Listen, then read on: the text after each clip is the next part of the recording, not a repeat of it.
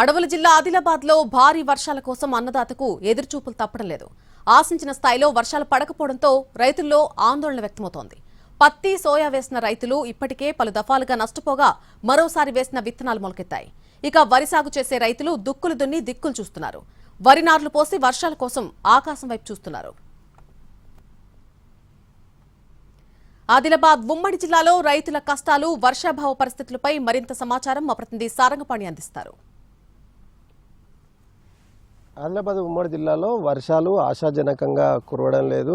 గత ఏడాదితో పోలిస్తే తక్కువగా వర్షపాతం నమోదైంది. ఇంకా కొన్ని చోట్ల లోటు వర్షపాతమే నమోదవుతున్న సిచ్యువేషన్ అయితే కనిపిస్తుంది. ముఖ్యంగా ఆదిలాబాద్ జిల్లా విషయానికి వస్తే సోయా, పత్తి పంటలు ఎక్కువగా వేశారు. ఇక్కడ మాత్రం కేవలం వర్షాధార పంటలకు సరిపడా వర్షాలు కురుస్తున్నాయి తప్ప చెరువులు, అదేవిధంగా వాగులు, వంకలే కాదు ప్రాజెక్టులకు సైతం నీళ్లు రాలేని సిచ్యువేషన్ ఉంది. ముఖ్యంగా ప్రాజెక్టులు ఇంకా బోసిపోయి కనిపిస్తున్నాయి. ఇన్ఫ్లోస్ సైతం ఇంకా ఏ ప్రాజెక్టుకు మొదలు కాలేదు.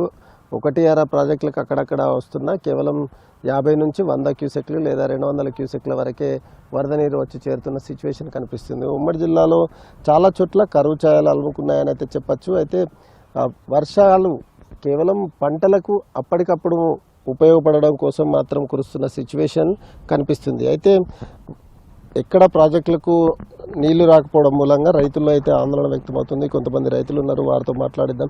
ఏం సిచ్యువేషన్ ఎట్లా ఉన్నాయి ఈసారి?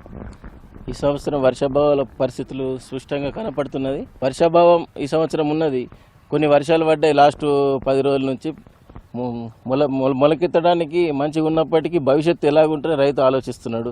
ఫర్టిలైజర్ ధరలు అధికంగా ఉండడం, వర్షాభావ పరిస్థితి, మరి పెట్టుబడి పెట్టాలన్నా వద్దా అన్న సంశయంలో రైతులు ఉన్నారు.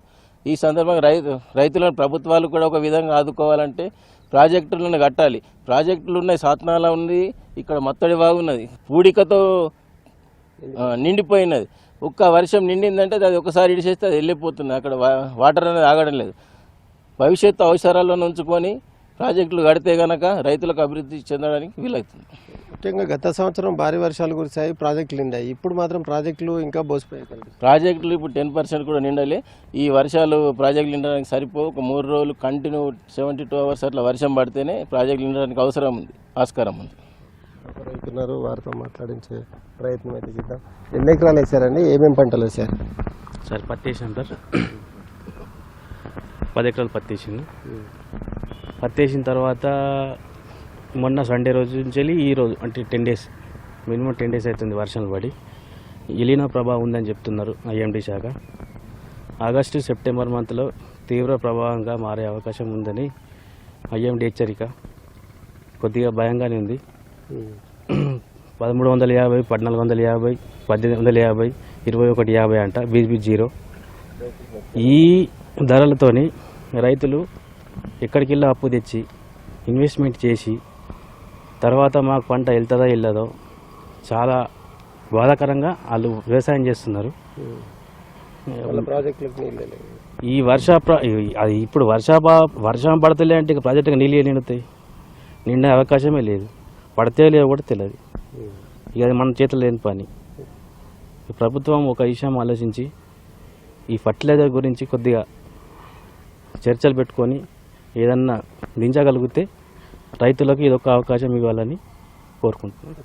ప్రస్తుతం అయితే చూసుకోవచ్చు, వర్షాధార పంటలకు సరిపడా ఇప్పటి వరకు సరిపడా వర్షాలు అయితే ఉన్నాయి. ఇక ప్రాజెక్టులు, చెరువులు నిండే సిచ్యువేషన్ అయితే కనిపించట్లేదు. మళ్ళీ ఎల్నినో ప్రభావం ఉందని చెప్తున్నారు. ఇప్పటికే జూన్ మాసంలో నైరుతి ఋతుపవనాల ప్రవేశం జరిగినప్పటికీ ఆశాజనకంగా వర్షాలు కురవలేదు. ఇక జూలై మంత్లో సైతం పూర్తి స్థాయిలో అంటే ఇప్పటి వరకు మామూలుగా వర్షాలు మోస్తారు వర్షాలే కురుస్తున్నాయి. వరదలు వచ్చే వర్షాలు అయితే కనిపించడం లేదు. జూలై మాసంతో పాటు మళ్ళీ రాబో రోజుల్లో సైతం వర్షాలు కురిసే అవకాశం లేదని చెప్తున్న నేపథ్యంలో రైతుల్లో అయితే ఆందోళన వ్యక్తమవుతుంది. దీంతోపాటు ఫెర్టిలైజర్ ధరలు అధికంగా పెరిగిపోవడం మూలంగా సాగు చేయడమే కష్టంగా మారిందని రైతులంతా ఆవేదన వ్యక్తం చేస్తున్నారు. ఇది ఆదిలాబాద్ ఉమ్మడి జిల్లాలో రైతుల కష్టాలకు సంబంధించి పూర్తి అప్డేట్స్. కెమెరామెన్ సత్యంతో సారంగపాణి NTV, ఆదిలాబాద్ జిల్లా.